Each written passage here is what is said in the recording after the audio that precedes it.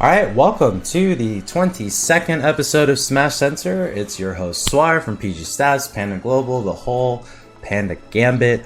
Happy to have everybody here. This is the 22nd episode of Smashcenter, and we have quite the episode ready for you. We actually have a special interview featuring the critically acclaimed, world-renowned global sensation Edwin Budding from Melee Stats, bringing us the Book of Melee. We're going to have this personal interview come up here in a moment. But first, of course, if this is your first time viewing us on Twitch, welcome. This is the live show. If this is your first time hearing us on YouTube or SoundCloud or Spotify, LinkedIn, MySpace, whatever it is that you're listening to us through, welcome to the post show. On the live segment, you can get your questions in through live Q&A, through the chat. We interact with chat all the time. Otherwise, if you want to leave a comment on the video and tell us how great or bad we are, we appreciate that feedback so we can make the next episode better. But in any case, if this is your first time on YouTube, make sure you hit that like and subscribe button so you can stay tuned to the latest Smash Ultimate news, controversies, coverage of tournament results, and more. But first, yeah, that's all I wanted to say. Welcome. This is a great night. Really excited to have Edwin on the show. Originally, when he came on, I didn't really know too much about him. Apparently, we were separated by very little, both being UConn alums from the Northeast. But yeah, we got to know each other a little bit, and you're going to get to know him tonight with the Book of Melee and all of its secrets that he's going to reveal to us. So we're going to bring him here on the show here in a second. Just get everything ready. If you have any questions, hold them until the end. That's where we're going to show the Q&A live, everything answered by probably mostly Edwin, not myself. But yeah, we're going to bring him on now. So Edwin, how's everything? How you doing, man? I'm doing great, Suar. Thanks for having me on your show tonight, man. It's a really good time. It's been about a month since my book came out. Congrats. There's still relevant interest, and it was really cool hearing from you again. And I'm just really happy to be here. Happy to talk about the book. Happy to talk about Smash. Really anything. Yeah. Thanks, man. Yeah, Edwin, happy to have you on. It's the first time we've had an author on the show. We did an interview before with D1. Not an author of anything except some fire tweets every now and then, and some great commentary. But yeah, glad to have you on. We're going to run through pretty much every part of the book that we possibly can in terms of its writing, its significance, or perceivable significance, and maybe some interpretations that you wanted us to be aware of. But before we get started with anything about the book, what is it that you want us to know about you? Like, who is Edwin Budding? For a disclaimer for people watching, it's the Smash Ultimate podcast. Also features some Melee tidbits. Coming from Melee yourself, what do you want us to know on the Smash Ultimate Smash 4 side? So, obviously, hi. My tag is Edwin Budding. My actual name is Anoke. I've been in the Smash scene since like 2013. I was really into sports writing when I was younger. I went to school actually for journalism.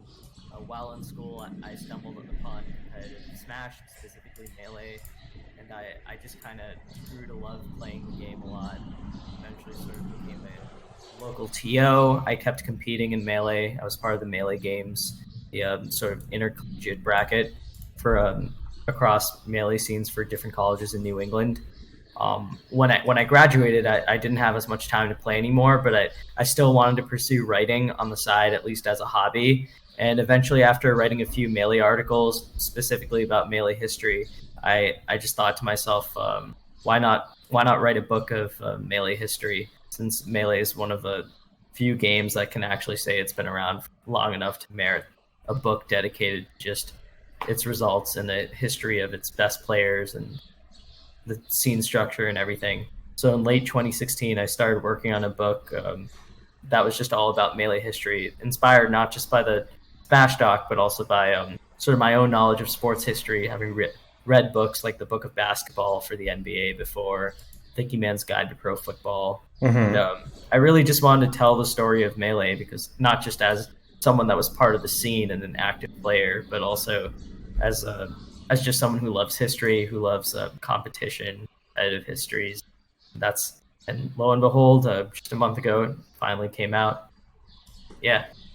Yeah, well, congrats, Edwin, on the release. I saw it come up on the timeline a month ago. Definitely hit that fat retweet button, mainly because I don't think it's been done before in this scope. Like, truly and totally written a book. I mean, there have been many posts before, but I mean, were you able to uncover maybe someone who had written at least a manual to Melee or anything concerning its history? Yeah, so a lot of the inspiration from the book, in addition to obviously the Smash documentary, were actually old Smash Boards posts that I read that had attempted the same thing, but usually just kind of stopped in the middle of them. Shout out to Smash Boards. Yeah, like I know with Chillin, there was the History of a Smasher series, which was actually pretty inspirational for me, and I think in a weird way it actually inspired Samix as well. There's a ton of other like attempts of people trying to explain Melee history, and I just thought to myself eventually, because at that point when I was going through this, I had already written a few articles about different years in Melee history, like the past best players and everything. And I just thought, this has never been done from start to finish. So I just wanted to do it. All right. Well, it's great that finally someone did. I mean, I think the time, is always now. And I think that with it finally coming out as a book, like branded as such, probably turns a lot of heads. I mean, did you think you were going to be able to, when you first started, like from start to finish, like complete the whole thing in the time you did? Yeah, the funny thing was that it never really felt like a big obligation, like that only I could do. It really felt like something just because of that heavily documented nature of Smash and entering the scene. It really just felt like all the pieces were there. I just had to put them together and put them together in a way that wasn't just like reading a Wikipedia page. I wanted to put the pieces together in a way that really told a story of resilience and perseverance. And I think for the most part I did that, or at least I tell myself that. No, I mean, I would agree. The book features, like, again, if you haven't gotten a hold of it so far, many different slices of Melee from, the very early days before organized competition to like just recently. But talking more about like the origins of it, like you talked why you wrote it, but like any inspirations about it that you really want us to know as to, the creation of the Book of Melee and why, you were inspired to write it like through and through. So I talked about my I talked about being into sports writing and obviously knowing sports history and everything like that. But I'm actually gonna state something that I've said every time I've been interviewed about my book, and this is gonna sound kind of irrelevant, but I promise it makes sense. I was actually inspired by A Song of Ice and Fire. I love, and specifically the lore book, The World of Ice and Fire. I thought was such a fantastic entry into Westeros, sort of the universe of the Song of Ice and Fire series. You guys listening or watching might know it as Game of Thrones. I was really inspired.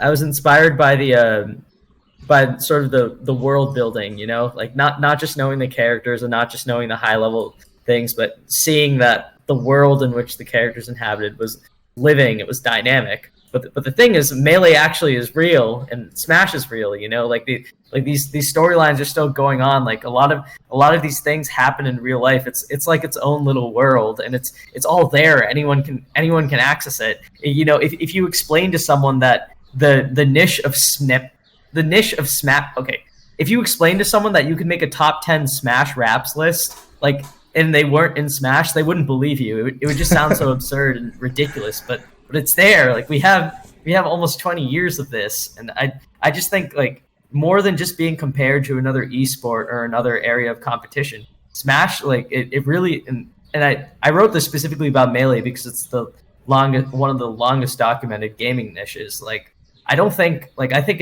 it almost is like another world for people to enter. Yeah, I'd agree. And figure out on their own. That I would say that was probably by far my biggest influence in writing the book. Yeah, definitely outside of the community, a lot of people, like we were talking about before the interview, they see Smash as like one game. Like someone says Smash Brothers, or they see it on Evo, maybe in a bar. They really can't tell the difference between Melee, Brawl, and Ultimate, despite to us that being like apples to oranges. But about that inspiration, like faced with the task of writing something like this and finding the information, you mentioned Smashboards and stuff like that. Based on that inspiration, do you think that there was any sort of like significance to like the timing of this book? Like, why did it come out now? Was it because of the readily available or not readily available information, or, you know, you wanted to time it to like something that, you know, was potentially triggering, or, you know, thinking about how in this year, like the news of Evo happened, but then the news of like all these crazy 3 weeks, like more has changed in Melee in the last 3 weeks than like almost the last 3 years, one would say. I don't know. I know we're kind of living in it, so I would hesitate to say that. But Okay. but I think as far as like why I chose to write it and publish it now, well, the easy, this is kind of a long, complicated answer that I would have for this, but I think that the short version is just that I always told myself the book was going to be done when it was done, and I would find a time in Melee history that would end the main narrative before going into the epilogue.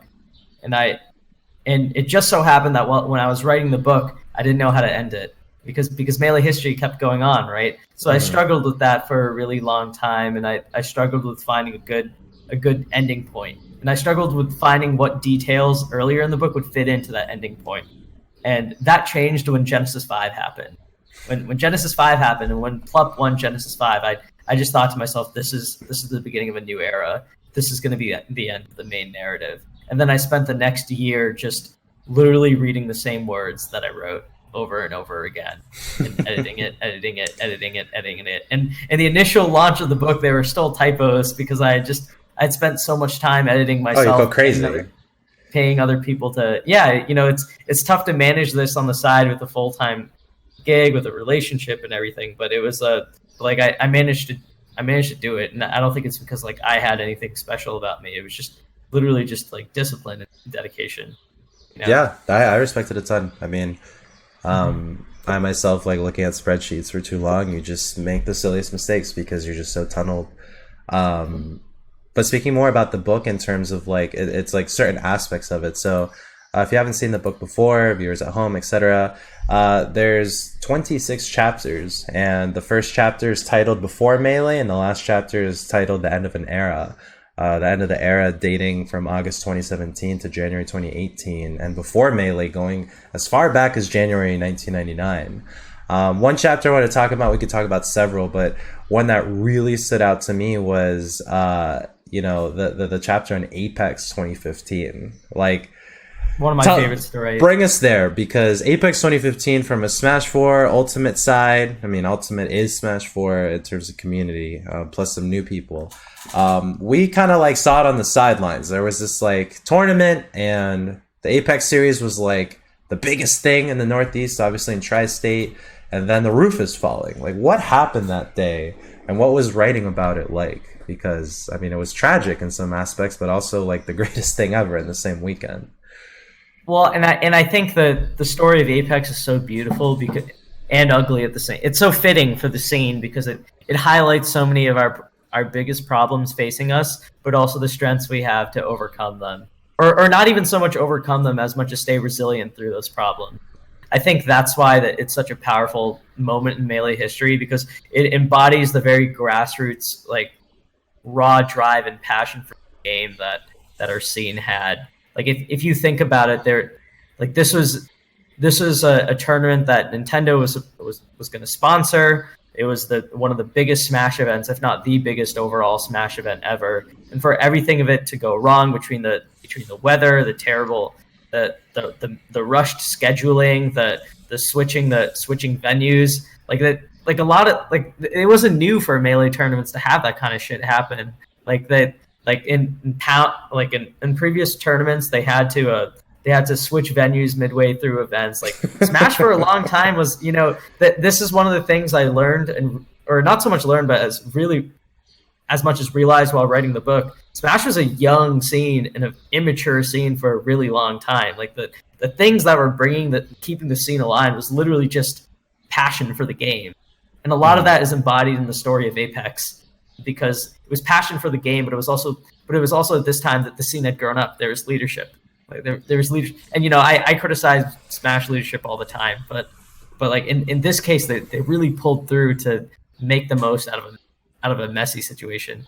what would you say changed that weekend in Melee? Like Friday, the whole thing happened. I mean, I think it was early as, was it Thursday or Friday that the roof collapsed because they were able to have salty sweets. So I mean, as far as what changed, I mean, there's so many different angles that you could take it because of what happened at Apex and because the scene was able to recover its tournament. There's so many different areas you could go in here, like whether it's Blur getting a job as a result of it, whether it's D1 joining Twitch, also whether it's the visibility that the Smash scene got, both because of the captivating story of the tournament's life itself, between the salty sweet and the PP winning is, I think, among the most iconic moments in Melee history, because he himself was going through a journey as a competitor, dealing with depression and other personal issues, almost kind of like a precursor to burnout, like a little different, but like him winning the tournament also kind of reflecting the themes of the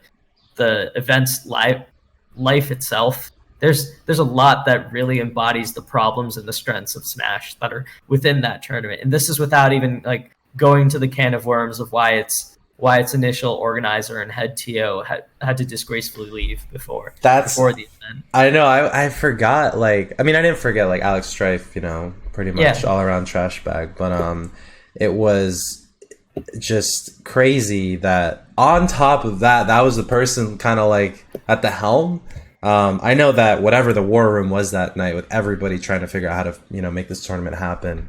There were many people there. I mean, I know, I'm guessing everybody that quote unquote mattered at that time. I mean, I know Tafo was there. I know obviously Blur was there. D1 was there. Juggle Guy also. Juggle Guy. Tafa Kent, I think, was there.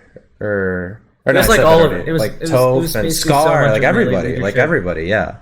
So yeah, the tournament that never should have been.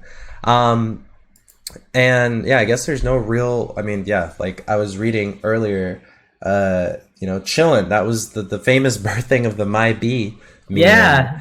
That weekend had that happen, and then the $1,000 money match with Mango and Leffen. I mean, so many things to take from. Yep. Yeah. So it was also Leffen finally beating Mutaking and crossing the last name off his Five Gods list. If you this is also a kind of underrated point about the tournament. If you care about player narratives and that whole kind of thing, this was kind of like Leffen finally beating Mutaking, and being in winner. When he faced against PP in winners finals, it was like PP was the last guardian. It was kind of oh my god, no one can stop Leffen, and PP was the last guy. And then when Leffen went to losers, after PP beat him in an amazing set. He lost Armada, and then we had PP Armada playing two different characters than what most were kind of accustomed to seeing at that point. Mm-hmm. There's so much to go into about Apex. Even Amsa's run with Yoshi at Apex was unhurt. The beginning, right? That was when he first really made that splash, right? In top 8, yeah, he had gone 9th at Apex 2014 before that, but sure. Apex 2015, he showed that it wasn't a fluke, that he was a real threat as a player. Yeah, well, I think the rest of the roof would actually collapse if Leffen took the whole thing, because that'd be too much. Yeah, I think PP winning is weirdly poetic, though. I think it was the person to do it. I would agree. If anyone, I wouldn't have chosen anyone else to win that event, only because it was PP. But moving away from Apex, because that's one chapter. So the book, again, featuring 8 chapters. There's a lot of other cool stories, guys. Yeah, the one is worth reading. The one I want to also focus on as well, and feel free to bring up some of your favorites, which we'll get to in a second, between your favorite and most unfavorite chapters to write. There's the chapter 10, the Dark Age. And you mentioned in the beginning very briefly, and I quote, Nintendo of America also held a regional Brawl circuit, holding a series of single elimination tournaments across LA, San Fran, Boston, and New York City from February 16th to the eve of Brawl's North American release date, March 8th.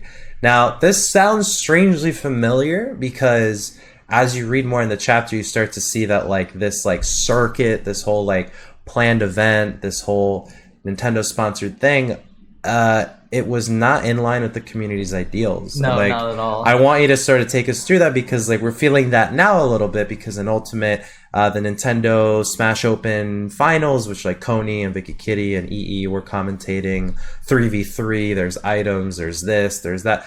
that whole thing, it's ringing a little similar. And I mean, history repeats itself, and we're seeing that. So Yep. what was that back then, Brawl circuit, compared to like expectations and reality and all that?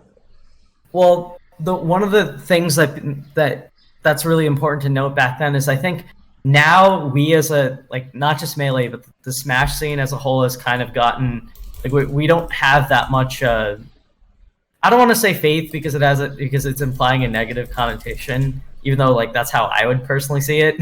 Sure. but like I think now like most Smashers are kind of more experienced. Like we kind of see like the grassroots competitive community is different than what Nintendo is trying to do, which is obviously to sell more copies of Smash. Sure.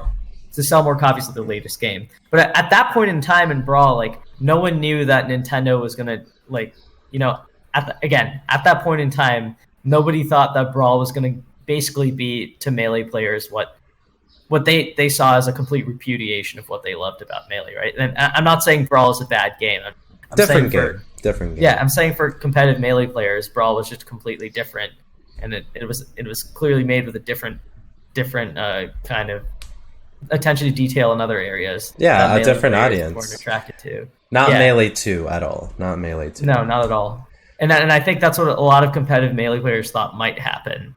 Yeah, so when I bring up the circuit, you know, like the entire time and even prior to this interview, talking about like what wraps this all together when it comes to developer support, like a circuit. When you all heard of, or when you were documenting this circuit being revealed, that like it sort of changed the tone, because the chapter's titled The Dark Ages. So, you know, bringing more of that into light, like what made it so dark in that time? Because the game wasn't what the players wanted, and there was huge strife between what the community wanted versus what the community felt like it had to go through with, you know? Like you read the chapters, so that, I mean, there's accounts of when King wrote that GameFAQs post talking about, oh my god, this game is not anything like what I was looking for. There's a lot of like Scar's post on Smashboards of Brawl versus Melee. What does competitive really mean? Which, by the way, is a really funny thread if you look back on it, because Scar was trying so hard to be objective, but the thread just ended up in like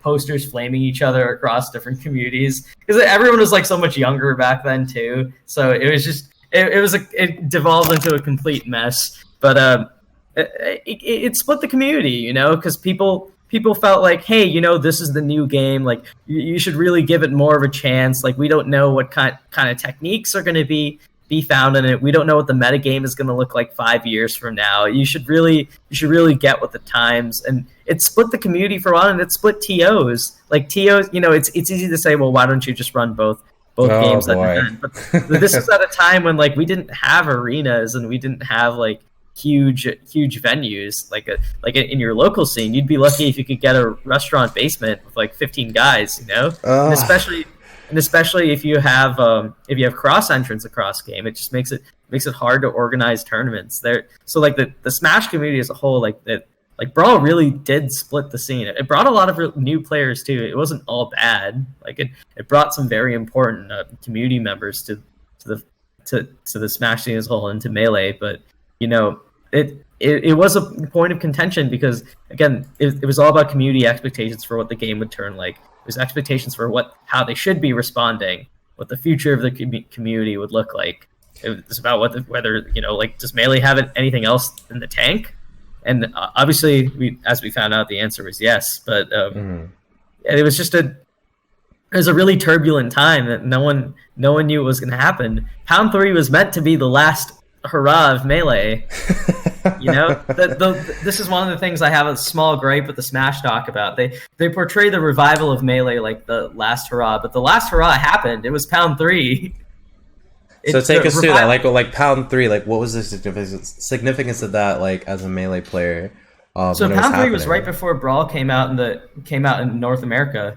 Mm-hmm. Like Pound 3 was supposed to be like, if you were a Melee player and you haven't gone to a super major yet, you have to go to Pound 3, because you're not going to get Mango, King, Azen, Chudat, Court, PC Chris in the same room again, because they're going to be moving, or they're not going to be in the same room again for a Melee.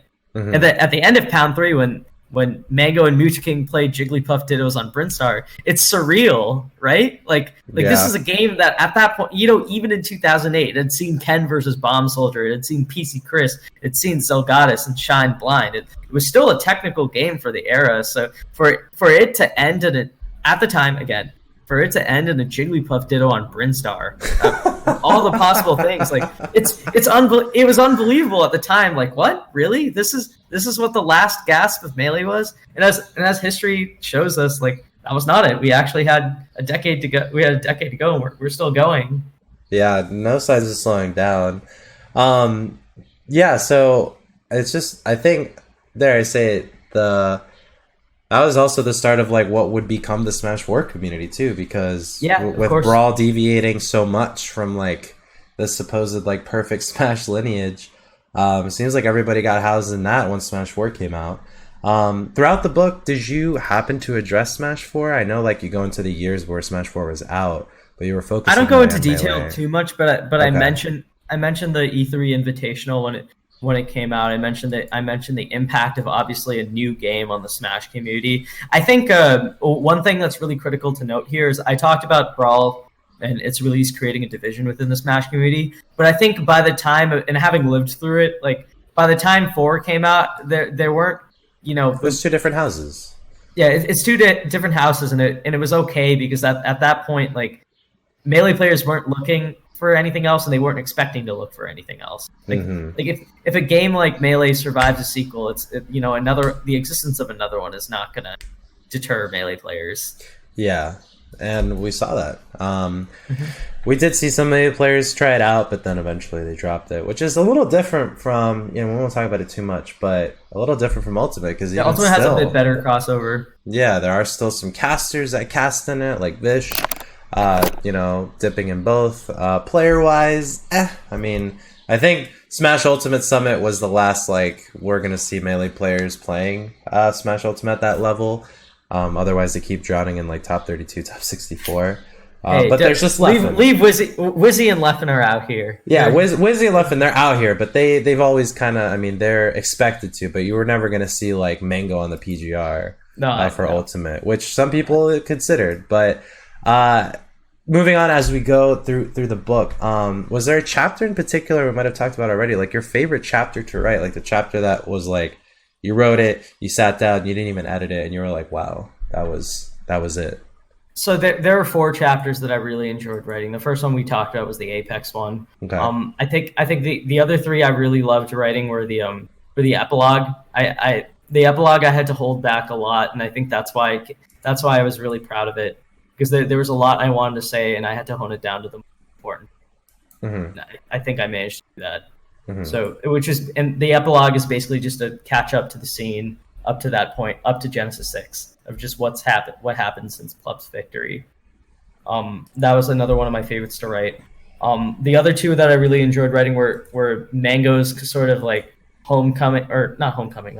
His coronation at Pound 3. This is one of my favorite chapters to write. And the other one of my favorite chapters to write was Wobbles' journey at EVO 20. Yeah, so underappreciated, time and time again. Yeah, I think those are great. Those are really fun chapters to write, because for Mango, it goes into his like competitive. It slightly details his competitive rise, but it also even goes, and I won't go too much into it right here, but it goes into his shaky background, right? Growing up not exactly with the most resources aligned for him to succeed.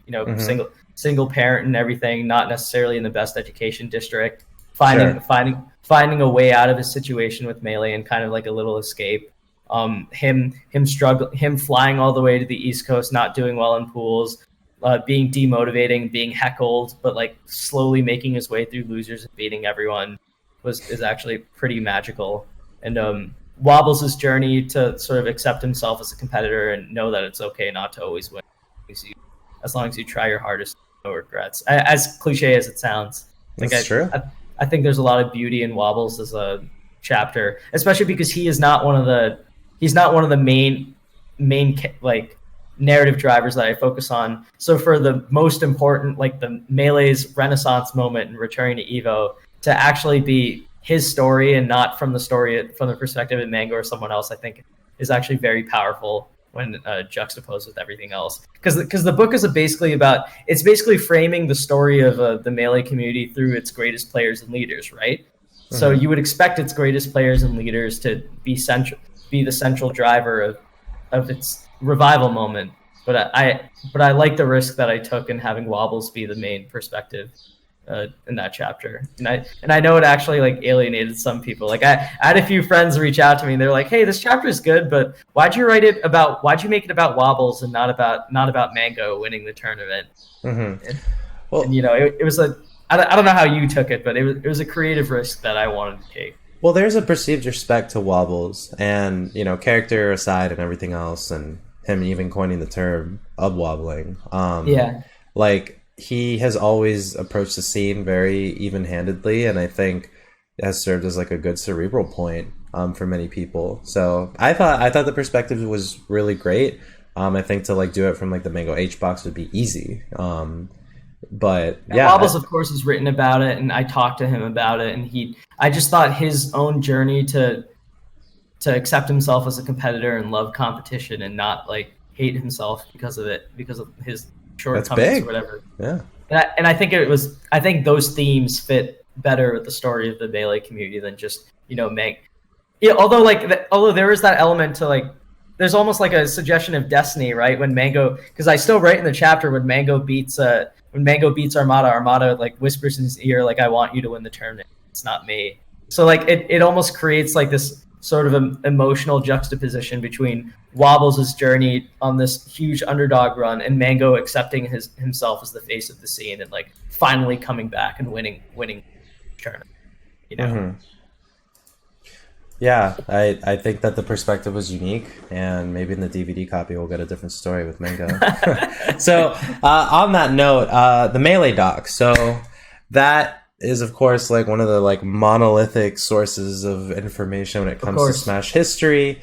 With your book, would you argue that your copy is like the study guide to the Melee doc, like the students like copy?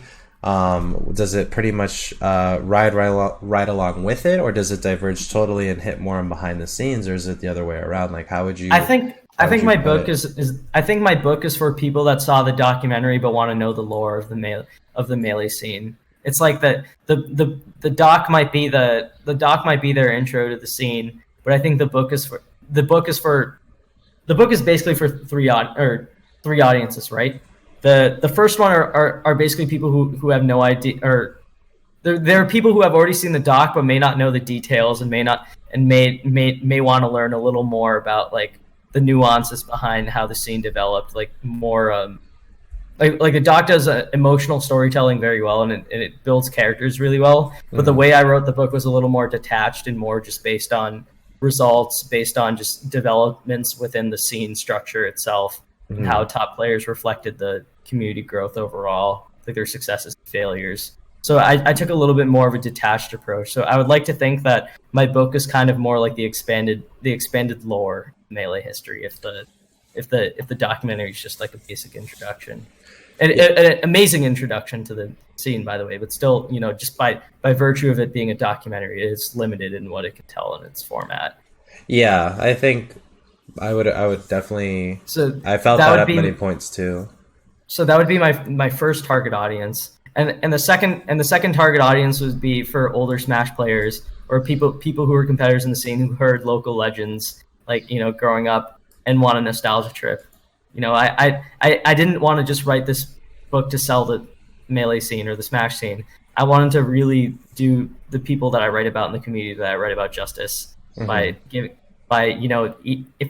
even for people that lived during those times, like it still evokes emotions in me sometimes when I go back.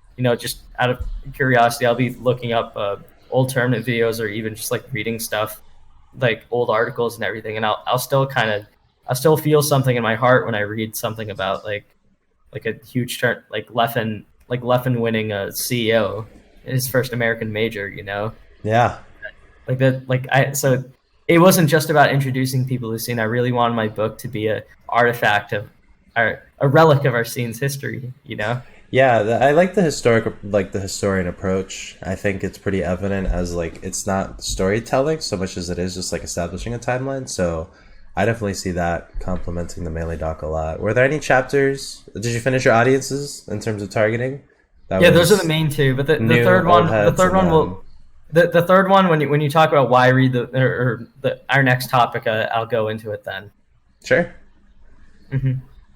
Okay, so the overlap with the Melee doc we covered. So in one breath, then reaching the end of the show, why read the Book of Melee? It's a copy on someone's desk or at a Barnes and Noble one day, or even just on the internet browsing Amazon Books. Why read it from beginning to end?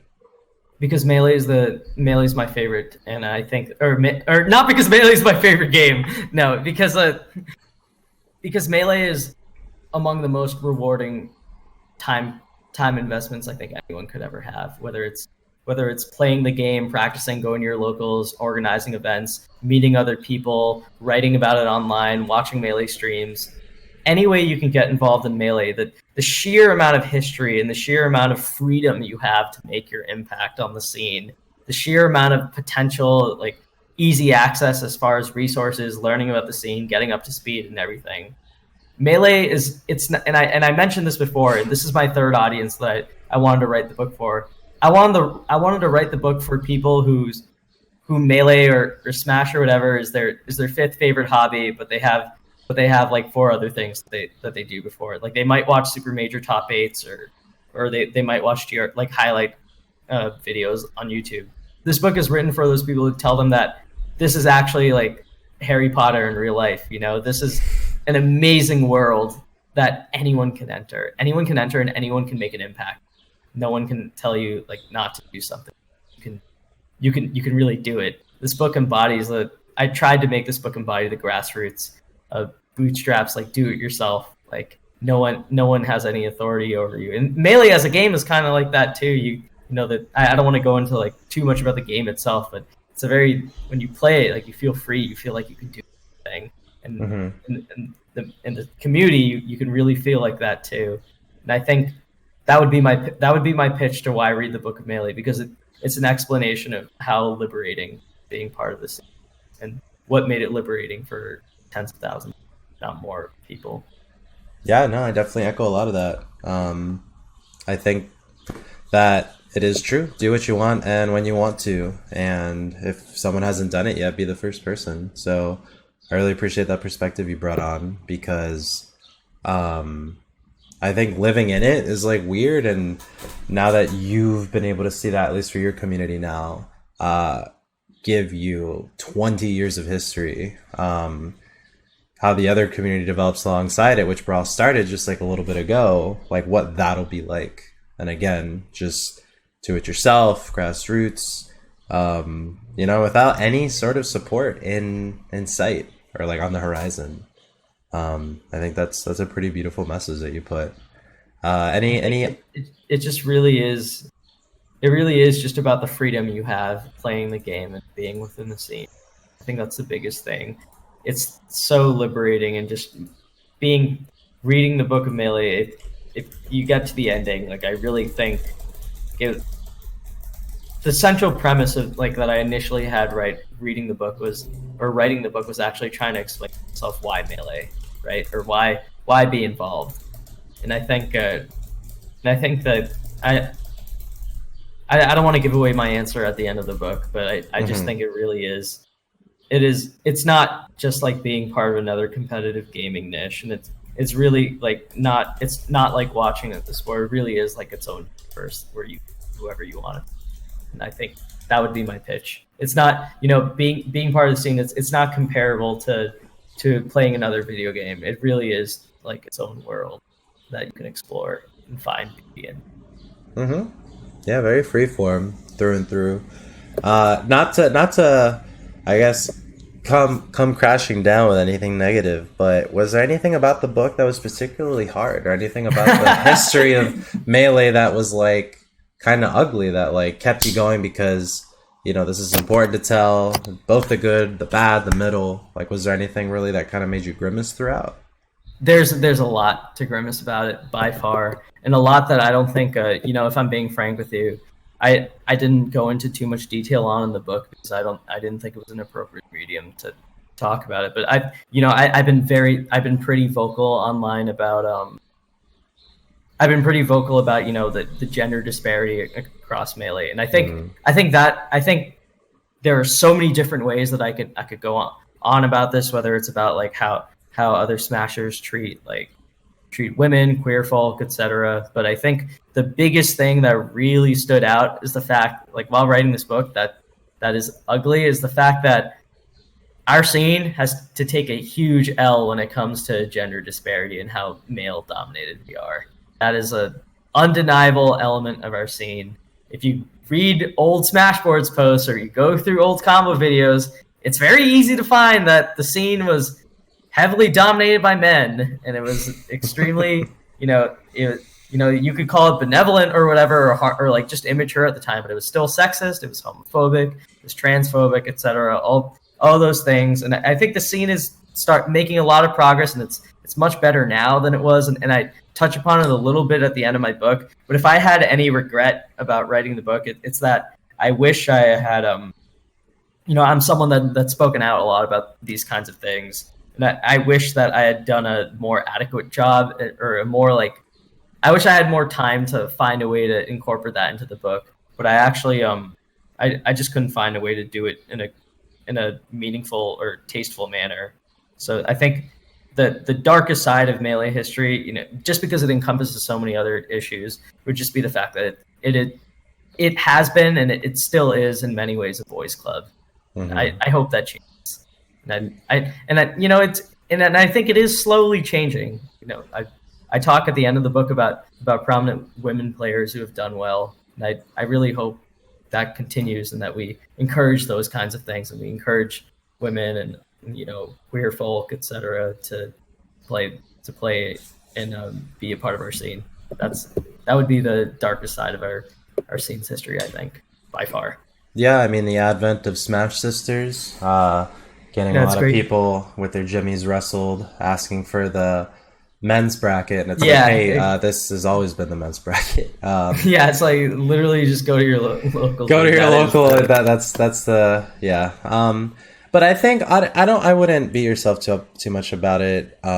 Not saying that you are. I don't think it's your cross to bear. I think that would be not necessarily another book in and of itself, but just a chapter among an entire gaming book on that disparity, because it's. I would actually. So just for full transparency, I'm trying to release the paperback edition at some point in the summer, and then have it launch at Shine for like book signings and. Is this public? Distributing everything. Yeah. Okay. Okay.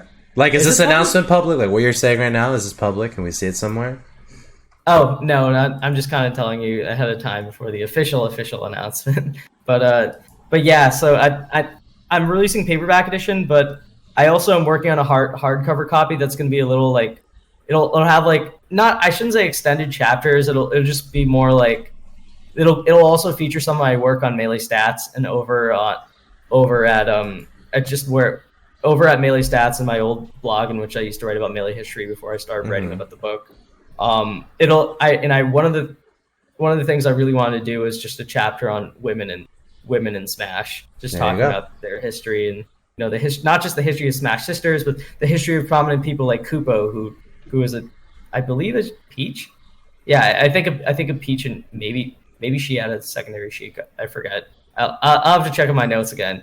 Mm-hmm. Great historian, but she was one of the best players in Australia. I'll obviously have to reach out to a lot of other prominent women in the scene, like Emily Waves. I know is a great resource for this kind of Milk thing. Tea.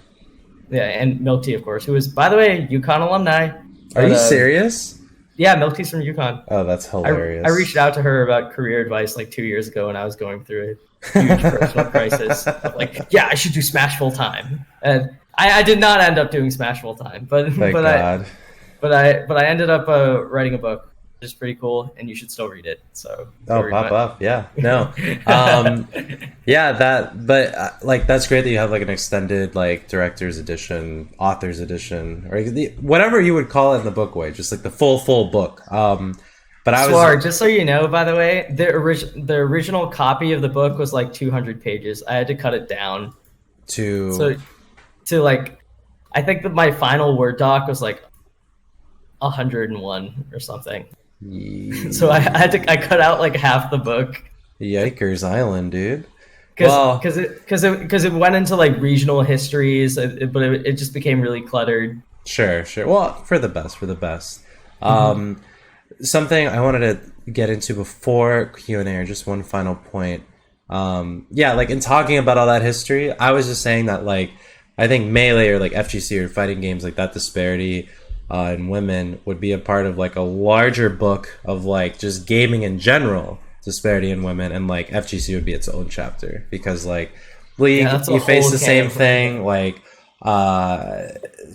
FPSs, you face the same thing. Like I think Smash has made strides, and you see that, you know. I mean, I think obviously in the era of cancel culture, and we don't even have to get into that, but like many changes have been made far and wide for like people to feel better and safer at events. So kudos to them, kudos to Smash Sisters, everybody else. If you haven't learned about them, learn about them and support them, hopefully.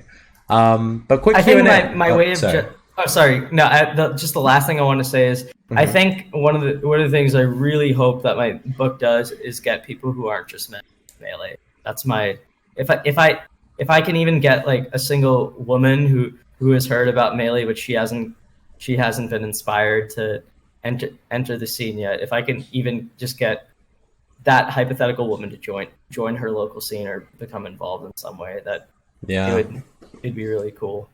That would be. Hopefully that happens soon. And it probably will. Especially in Ultimate, especially with the Switch, especially with everything just being so accessible now. Especially with Twitter, because like what's funny too is final question, or I guess starting Q&A, because I have a personal question. We have a couple questions in the chat already lined up by people who tagged us. Do you see any difference in how, because I don't know if you maybe noticed it or maybe it was present in what you were researching, but the advent of social media with Facebook groups and Twitter, all of it originating with Smashboards, of course, but like, did that have an impact with like a lot of stuff being on Twitter now, Yes. a lot of stuff being live streamed, like Justin.tv now to Twitch.tv on your phone? Like, how did that change? Did you see like an obvious, like, this is now different, this is a new... Yes, of course. I think so. There are many turning points, right? So one of them was when VGBC was developed, when VGBC was founded, and just like, you know, just as a huge like streaming collective that like its impact cannot be understated. I think Apex 2012 being on Twitch is really big. Another thing that I think was huge, obviously, was the switch away from Smashboards to Facebook and Twitter and Reddit. That was more like 2013-ish or late 2012-ish. And it coincided with the Evo drive and the poll saying which game do you, the Facebook poll asking followers which game they want. It was a Facebook poll, not a Twitter poll? I think it was Facebook. I believe I wrote Facebook. Again, great historian, but I wrote it in my book. Just look at my book somewhere. It's there. I think the switching to social media was, and obviously like the advent of Twitch, esports, game streaming was all huge for the scene's visibility, and like that intertwine, like it came just in time. Like the move away from forum culture to social media, and I guess now we're kind of in the social, like Twitter/Discord, like more like Discord is kind of like the Discord, or group chats are kind of like it's like similar to forum. It's like the modern version of forums. It's now like closed rooms now instead of open spaces. Yeah, exactly. Which, for better or worse, I mean, it fragments, but also there's, you know, if you want to dive into a 2,000 person Schult Discord or Fox Discord, you can. Yeah. If you want to join a new metal Discord, you could probably find one. Oh my God, there's billions. Well, that's cool. That was my question, because I definitely think that today, if I was like, hey, you want to get into Melee, like you could just look up, boom, Smash GG, get this calendar, get this location, get this venue. And that's not what you were able to do 10 years ago. So. No, it was much harder 10 years ago. You had to go to like Smashboards, go through GameFAQs threads. To even know what that is. That's insider culture. So starting off with our Q&A, that was my first question. How does social media impact the scene from a historical perspective? Our first question here from Fire EMs, I think, is pretty interesting. Fire Yams asks, did you make an effort to avoid playing into player biases or painting specific players as a protagonist of sorts? Pretty fair. Yes, I tried to make an active effort to do that and to make sure that each player's really came off more like people rather than caricatures. I love the Smash doc, but one of its biggest flaws is that people took away really simplistic notions of Mewtwo King's character, of him just being the robot, and Mango being like the talented drunk guy or whatever. Like these are multi-dimensional people that like went through significant changes as far as their persona went in the scene. You know, it's not like they had one persona where they have this one strength and one weakness. They're not like Pokemon, you know. They're human beings. They're multi-dimensional and dynamic. And I think, and obviously, Suar, you've read my book, so I hope like reading when you read through Leffen's accounts, like he's not just the villain with a generic redemption story, right? He has a lot of development as a competitor too, right? You know, being banned from the United States, being unsure of his ability to compete again, being literally banned because of bad behavior, but feeling kind of betrayed by his best friend. Also, like there's a lot of elements that go into how these people are. You know, PP is not just the wise sage that people think, like melee sage that people associate him with now. You know, he was the hothead not too long ago that would pop off at crowds. Like he was Mango's apprentice for a long time with his own little bit of a cocky streak, but then he became humble. Like there's like they're people, you know, that they each might be the protagonist of their own story, and my book is kind of like combining all elements of their stories, right? Then HBox, like that, there's so much you could say about him, even like whether it's, you know, being derided by the scene for a while, his own like lack of faith in himself for some time when he really thought that like he just couldn't beat Fox anymore. Between him like getting crunched as a coach, like competing again, beating everyone once again, being a community villain or whatever, and then like sort of having his own coming to terms with accepting it, still being the world number one and everything. Like Mango becoming a father from being this, he used to be the scene's like kind of bad boy, you know, and then he became a father who was much more mature. Oh my gosh, like it's true. Yeah, these aren't just characters that you could say this person is the blank or this person is the protagonist and this person's the villain. Like these are real people that go through several changes. Mewtwo King, like to call him just the robot, and like I hope people who read my book, like that's not their only takeaway about Mewtwo King. This is a guy that literally played multiple Smash games to support going to college. Like he would used to go to random ass weeklies every week or every other week and just like clean up, like show up, beat everyone, take the money, and just do that for a while. You know, like and then he went through his own phase where he wasn't sure if he wanted to compete anymore. And Melee, like he kind of had a mid-career crisis. Then after losing to Leffen at SmashCon, he came back and 6-0'd him at PAX. Like there's so much more to these people. So yeah. Yeah, I mean, I think that's the compromise though with like the Doc-esque sort of thing. I mean, it's bite size and candy sort of stuff. It's limited by its format, naturally. But it does other things better too. Like the doc can show like Melee is such a visual game. The doc can show that in ways that no amount of writing could ever put words to. Yeah. Both of them, that's like a great combo for the summer, or even just like honestly a weekend. You can binge both. So yeah, thank you. Metagame's coming out too, so hopefully. Oh, that's exciting. Yeah. So we got another question by David R906. This is an interesting one. How long do you think we as a community should wait until we have someone to write the Book of Melee 2 already on a sequel? Dang. Oh, Book God. of Melee 2. Yikes. Already? Damn it. Give me like 3 years. I'll be married by then. Give me like 3 years to write Wizzy and Axes, probably Amsa at that point, probably Zane. Yeah, definitely Zane. I'll figure out ways to give me like 4 years, or I think like 3 or 4 years is fine for Book of Melee 2. And it's crazy how these names were not in rotation like that long ago. I mean, Wizzy always kind of being Wizzy. And Axe had been around like just beneath the top level for a while. So for him to finally break through, like That's why it So was so crazy. emotional. Yeah, that win this past weekend at Hmm. Summit. He was the Um, best player. He was literally the best player to never win a major, and he finally did it. I like, dude. I can't even. Sorry.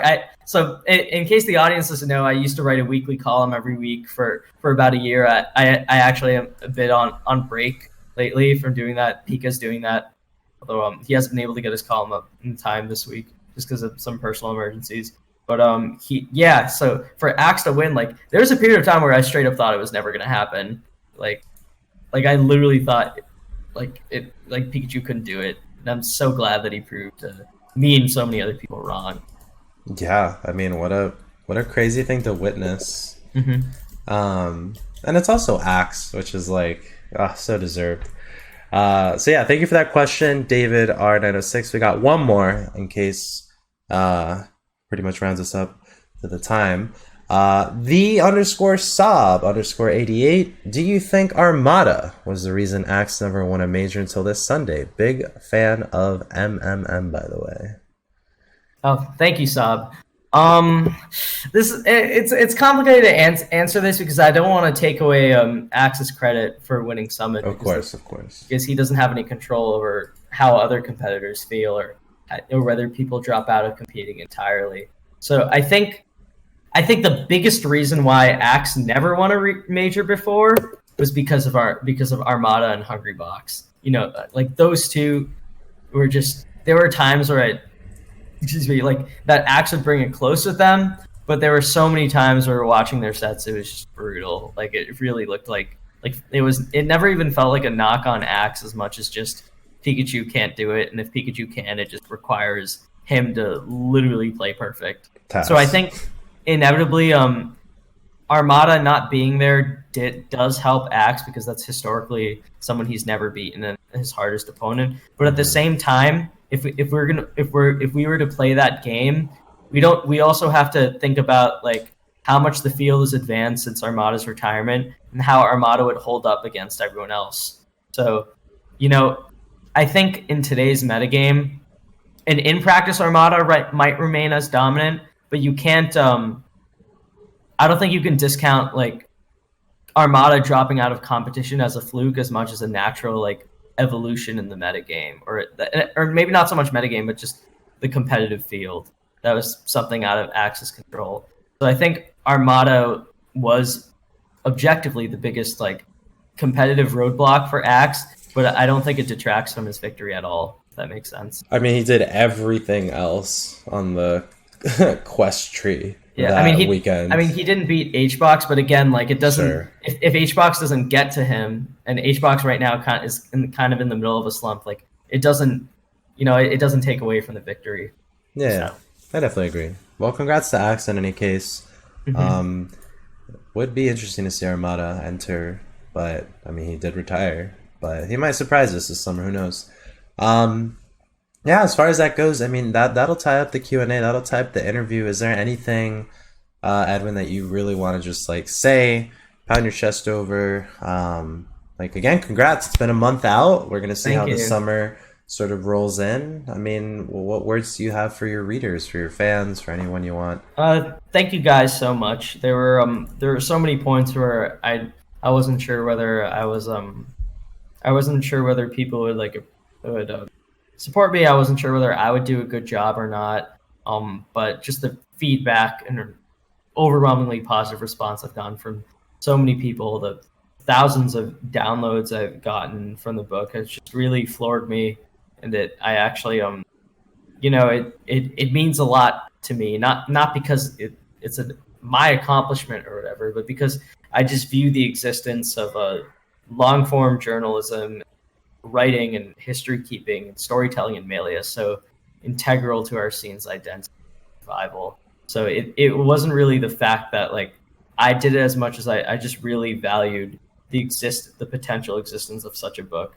And I'm so happy it's out because I think it's a testament to our scene's resilience, and it just really means a lot to me that Melee as a game is actually worthy of have a relic that it can celebrate decades. Maybe I'm not going to go with a controller on the wall, like cliche sort of thing, but you know, in 10 years or so, maybe if you're at home with your partner and kids or whatever, and you just have a book next to your bed that reminds you of good old days. There's a certain kind of beauty to that. I think Melee is, as the scene is, the scene for all strengths and weaknesses. I think the game itself is worthy of that. Yeah. So I just want to thank all my supporters, friends, family, of course. Melee Stats. Shout out to Melee Stats.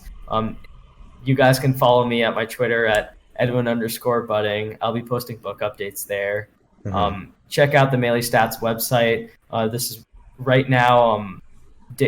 I'm taking a bit of a break from Monday Morning Marth, and Pika hasn't been able to write, which is basically a weekly wrap up and opinion column.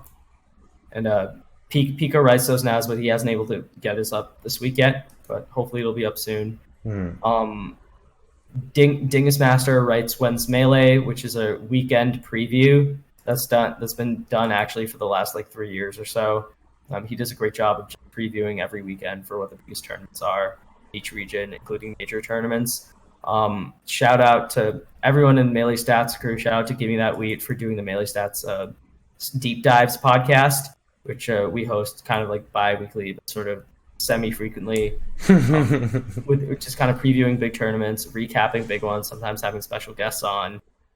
Shout out to him. Just shout out to Practical Tasks, who actually basically indirectly introduced me to Suar. Shout out to PG and Suar, of course, for letting me be on the show. Shout out to my amazing fiance. Shout out to my family, friends. I think I got everyone. Yeah, that's the at. You at all in the Discord server. That was everybody. Well, yeah, thanks for everything, Edwin. I think that your book is not only a feat in modern gaming history, but also in the literature that we have right now in front of us. I don't think there's a section in a Barnes & Noble or an e-reader catalog for gaming history or even gaming narratives, aside from maybe something someone wrote on Ninja recently, just because it's the thing to do. So you've done something special. Be proud of it. Really glad to have you on the show. I hope copies fly off the digital and physical shelves this summer as the summer of Smash heats up. And yeah, we thank you for your time. We really appreciate that you came on Smashcenter. Maybe we'll see you down the road again. PGR is heating up. That means MPGR is also going to heat up.